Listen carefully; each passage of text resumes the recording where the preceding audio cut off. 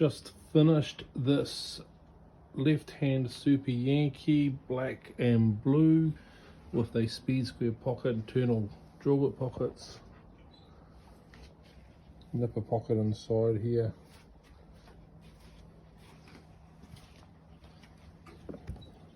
pocket for the good roll and some other long driver bits, more pockets on the front, around, hammer on the left hand side.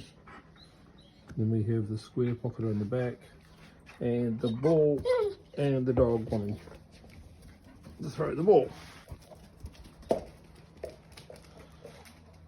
So that's a custom left hand Super Yankee with additional pockets as per the client's request.